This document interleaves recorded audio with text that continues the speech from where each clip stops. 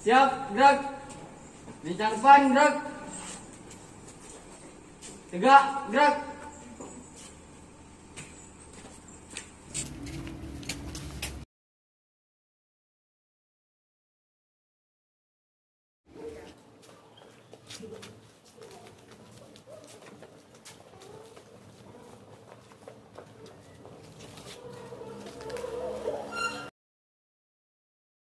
Assalamualaikum warahmatullahi wabarakatuh. Waalaikumsalam warahmatullahi wabarakatuh. Apa kabar anak-anak ibu semua? Baik. Apakah kalian sehat? Sehat. Baik, sebelum memulai pembelajaran hari ini, silakan ketua kelas untuk memimpin doa kita. Silakan. Sebelum memulai pelajaran, marilah kita berdoa. Berdoa, mulai.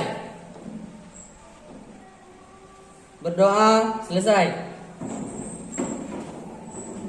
Beri salam. Assalamualaikum warahmatullahi wabarakatuh. Siapa yang tidak hadir hari ini? Hadir semua.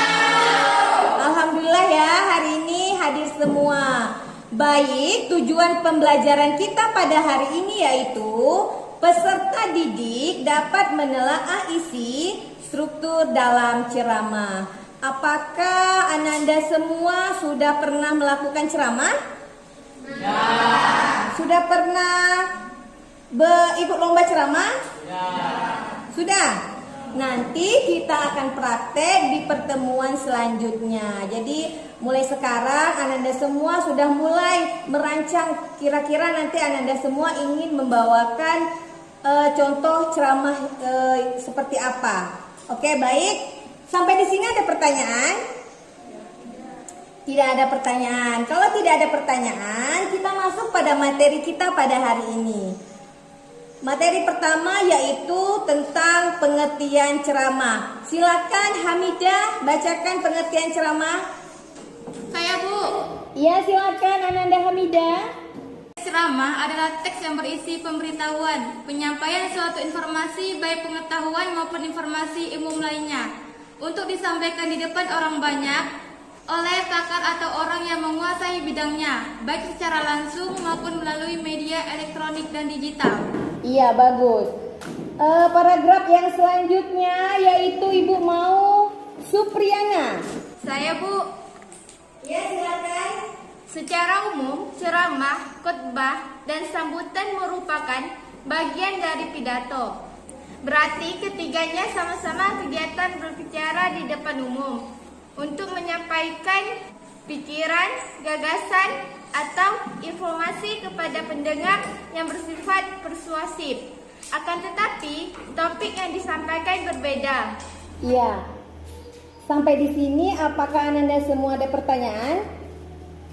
Tidak. Oke, kalau tidak kita lanjut ke struktur teks ceramah. Baik, kita masuk kepada materi yang kedua yaitu struktur teks ceramah. Struktur teks ceramah terbagi menjadi 3. Yang pertama ada perkenalan. Terus yang kedua yang ketiga iya adalah penutup. Bagian pendahuluan itu terdiri dari pembukaan dan kata pengantar. Contohnya seperti apa Ibu? Contohnya pembukaan bagian ini berisi salam pembuka, ucapan penghormatan, dan ucapan rasa syukur. Kita memulai pidato ceramah, maka kita harus pembukaannya seperti ini ya. Kita harus mengucapkan salam terlebih dahulu. Terus yang selanjutnya kata pengantar. Bagian ini adalah paragraf pengantar yang mengarah pada topik. Biasanya pengantar berasal dari informasi atau berita yang faktual yang masih terkait dengan topik ceramah. Jadi dia tidak lari dari topik yang disampaikan ya. Selanjutnya adalah isi ceramah.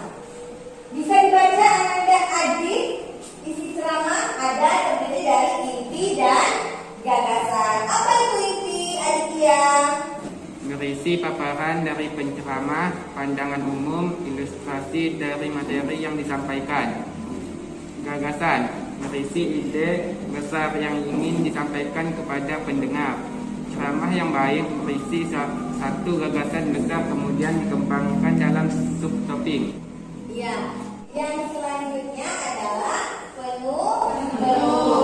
Penutup itu biasanya penceramah menyampaikan hasil kesimpulan dari isi yang telah disampaikannya. Kesimpulannya.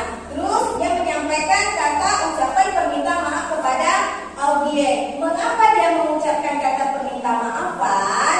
Karena ketika kita melakukan ceramah, kadang-kadang seringkali kita menyinggung perasaan orang lain. Makanya alangkah lebih baiknya kita menggunakan kata-kata seperti ini, ya. Dan yang terakhir adalah salam penutup. Salam penutup itu seperti apa? Ada yang tahu? Salam penutup. Ya. Atas perhatiannya saya terima kasih.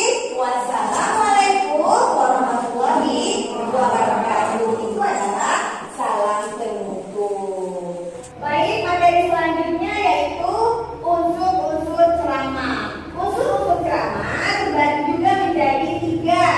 Ya, yang pertama yaitu penceramah. Silakan dibaca Wan Aprilia. Penceramah adalah orang yang melakukan kegiatan ceramah. Untuk menjadi penceramah, seseorang harus memiliki ilmu yang mempunyai tahap terhadap materi yang diberikan kepada pendengar. Oke, baik. Yang kedua ada pendengar.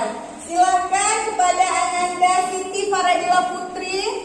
Pendengar merupakan penerima nasihat-nasihat dari penceramah. Dalam hal ini, pendengar bisa siapa saja, tidak terbatas status sosial, umur, jenis kelamin, latar belakang, dan lain-lain.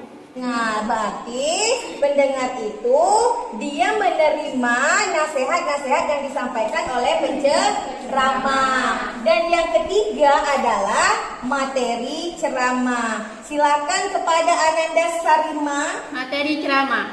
Materi dalam ceramah berasal dari ajaran-ajaran agama. Akan tetapi, ceramah yang bagus adalah ceramah yang mampu membuat pendengar tergugah dan terdorong untuk melakukan nasihat-nasihat yang disampaikan oleh penceramah.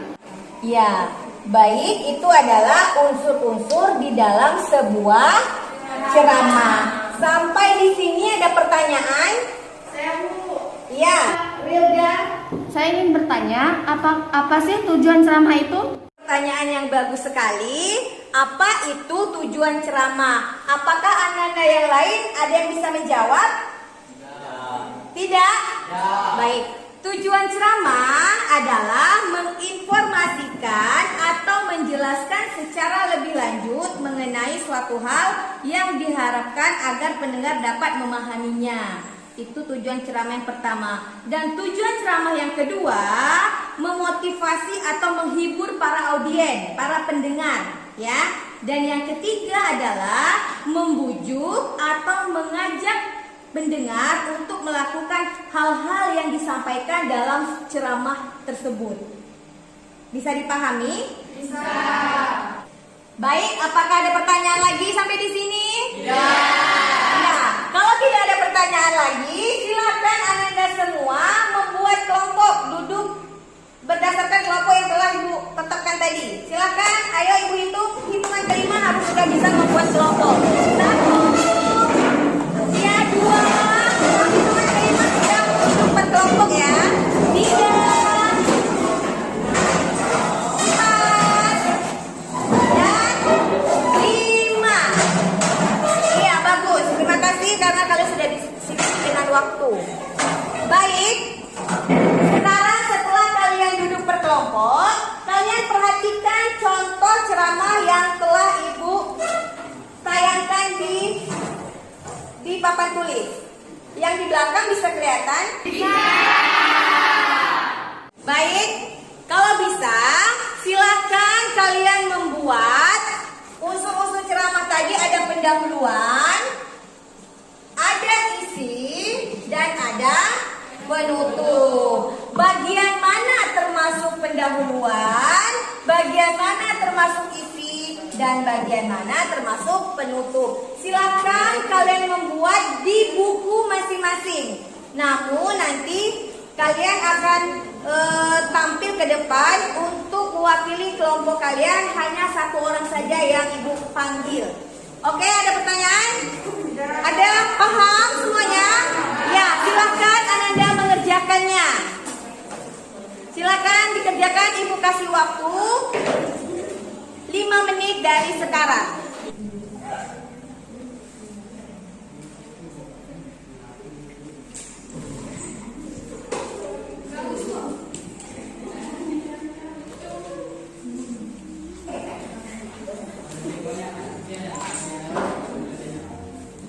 Bisa?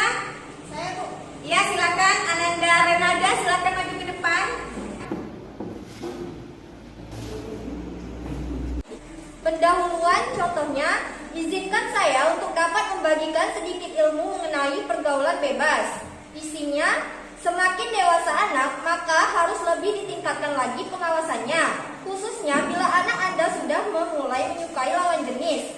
Hal ini demi kebaikan anak-anak dan orang tua. Dan penutup, demikian ceramah hari ini, kurang lebihnya saya mohon maaf. Oke, kita kasih tepuk tangan untuk penampilan kelompok Renalda.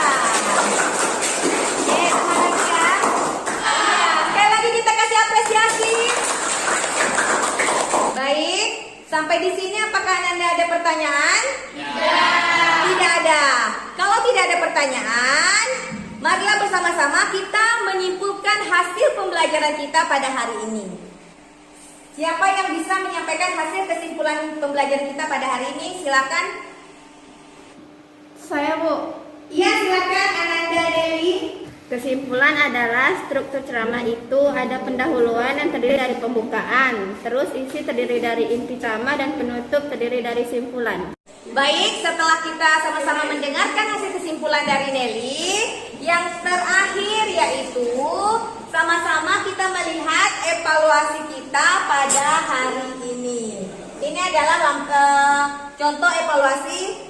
Yang pertama yaitu kalian menentukan unsur-unsur dalam teks ceramah, teks yang akan ibu bagikan nanti. Yang kedua yaitu kalian menuliskan kaidah paragraf yang salah, ya, kaidah yang salah dari masing-masing kalimat. Contohnya kalimat pertama atau paragraf pertama, kaidah yang salah itu adalah la.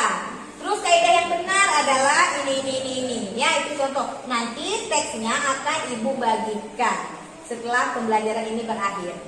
Oke, sampai di sini ada pertanyaan? Tidak. Ya. Kalau tidak ada pertanyaan, maka berakhir pembelajaran kita pada hari ini. Marilah sama-sama kita mengucapkan hamdalah. Alhamdulillah. Baik, untuk pertemuan selanjutnya kita masih membahas tentang teks ceramah, yaitu dengan tujuannya peserta didik dapat mengasosiasikan teks ceramah dengan menggunakan struktur yang tepat dari teks yang akan ibu bagikan nanti. Ya, sampai di sini